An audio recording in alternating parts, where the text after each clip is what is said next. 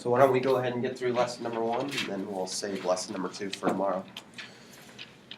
We start our foundation with geometry with definitions. It's the most basic principle that you can begin with, the most basic identity. We'll start with definition number 1, move on to the next one, and the next one, and the next one. And as we move along, these definitions eventually start to develop these things called postulates or corollaries. And eventually, it's from those we start to create these things called theorems.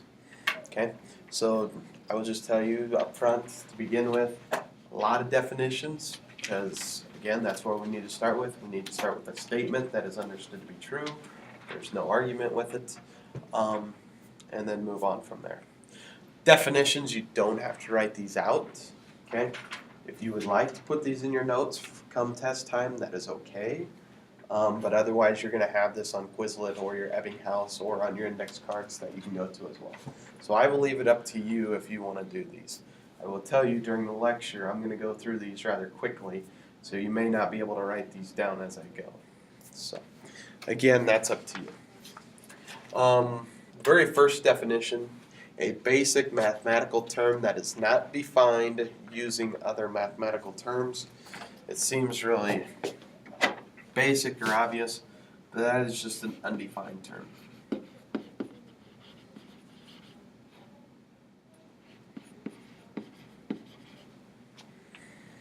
Undefined term, we know what it represents, we know what it is, at the same time we don't know its value or its quantity. Hence variables. We like to use those there.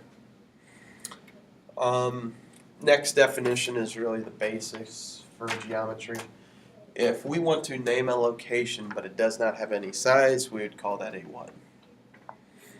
If we name a location on the coordinate plane, well, that's simply a point.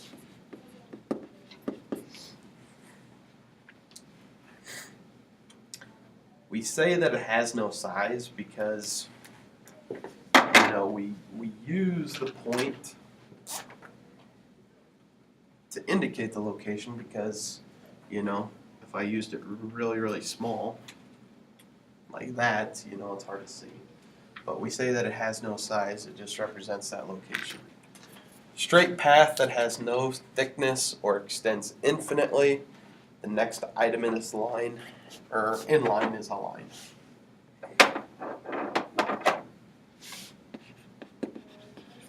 So we start with the idea that we have a point. Next thing is our line. If we say we're going to occur on the line, we call that being collinear.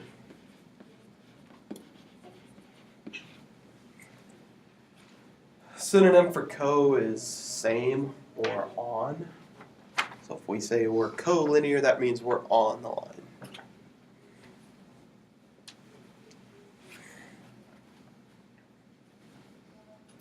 The opposite of it, if we're going to say that we're not on that line, we're non-collinear.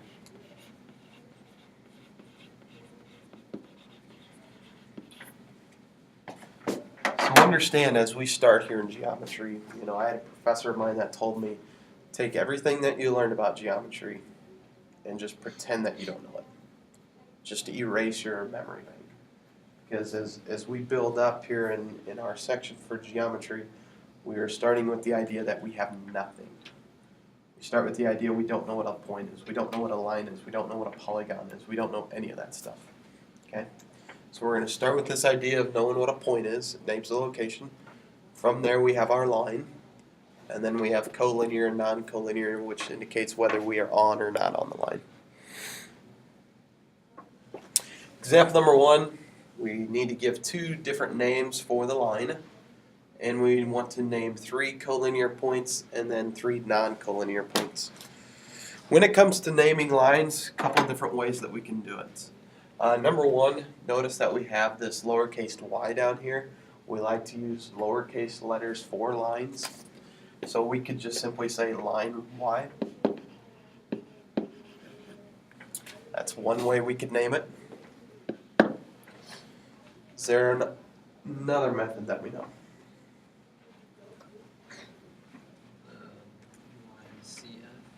we can use 2 points that happen to fall on the line. So you would be right.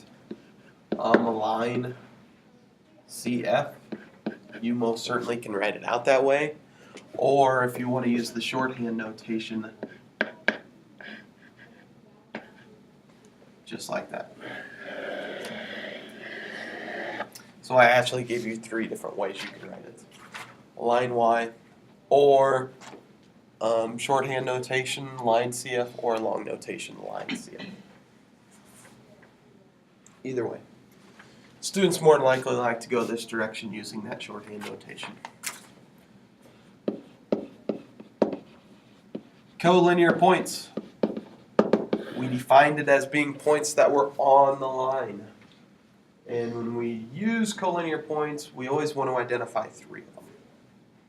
Okay, because understand, I'm kind of getting ahead of myself, but any 2 points can generate a line. So if we want to say that they're collinear, we want to identify 3 that indicates a nice straight line for us. So non-collinear points would be what? Well, we're looking at C, D, as well as F.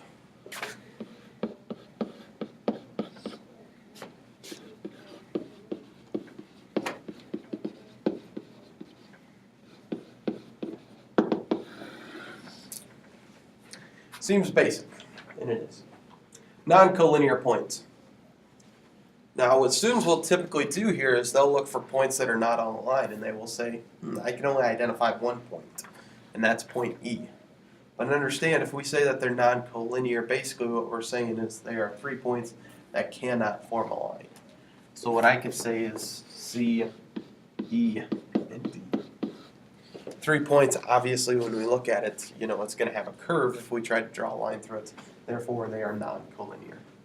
So it's not just the 1 point that doesn't happen to be on the line. It is 3 points that cannot form a line.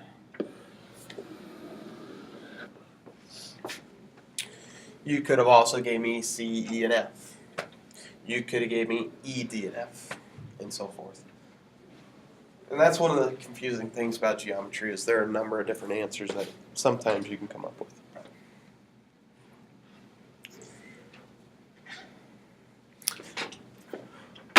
We've talked about a point. We've talked about the line. The next thing, or the next item that we can look at is a flat plane surface that has no thickness and extends on forever, and that's a plane.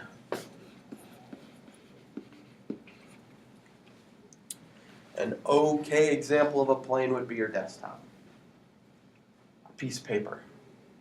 The ceiling here. It is a flat surface that technically has no thickness and also goes on forever. If we truly stick by this example, understand there's really no real world example out there. There is nothing that has no thickness but also goes on forever. Okay? So just understand we're using the idea here. Coordinate plane is going to be our most common one that we use. Getting back into the idea of being on the plane or not on the plane again. Coplanar versus non-coplanar. This is the exact same idea with collinear versus non-collinear. There it was, are you on the line or are you not forming a line? Here it's, do you form a plane or do you not form a plane?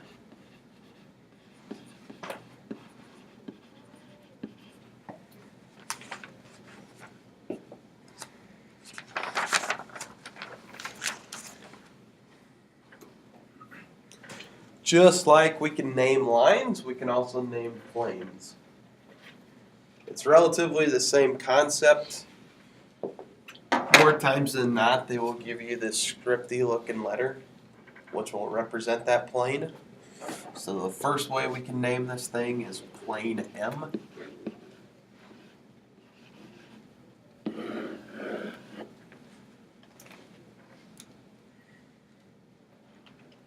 The other way that we can name planes are with our points again.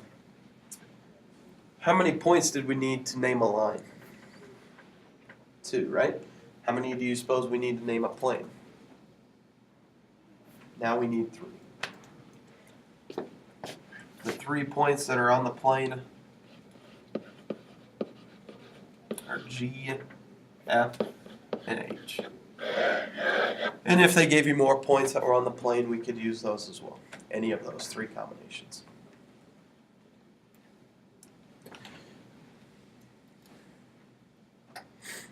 This idea will eventually bring upon a postulate, or an idea that takes 2 points to create a line, and it also takes 3 points to create a plane. We'll save that later on. Coplanar versus non-coplanar lines. So does the line fall on the plane or does it not fall on the plane? The lines that you have on your piece of paper, those would be considered coplanar lines because they're on that sheet.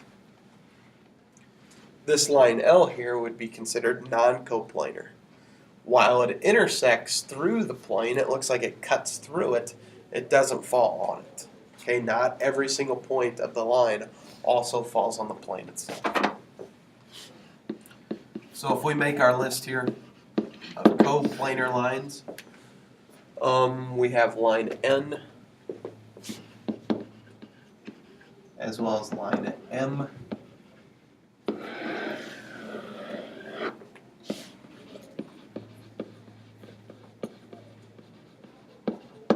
Non-coplanar. Even though it intersects through the plane, not every point on that line occurs on the plane. Therefore, line N, or L.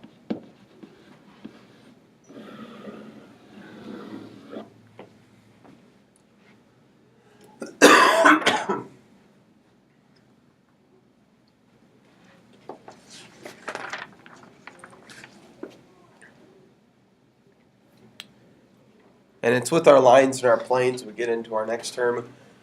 Point or set of points at which 2 figures meet. If we say that 2 lines meet at a particular point, or 2 planes, well, that's actually, well, yeah, you can have that too. But what do we call that term? Intersection. Very good.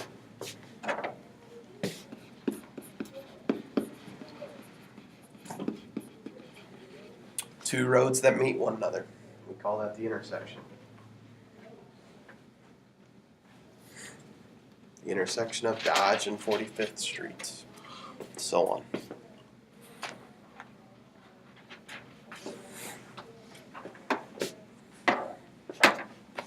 And we are just about done.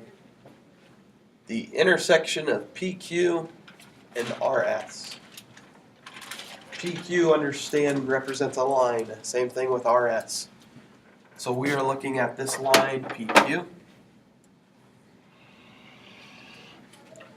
We're also looking at the line RS. 2 lines, they intersect at one location. It's called a point. What is that point? Well, it's going to be point 2.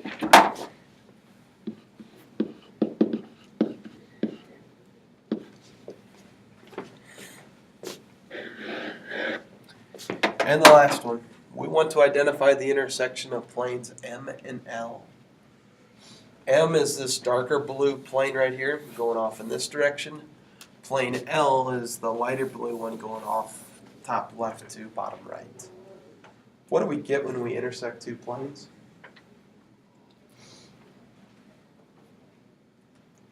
Well, it's no longer a point, but instead what we generate is a line.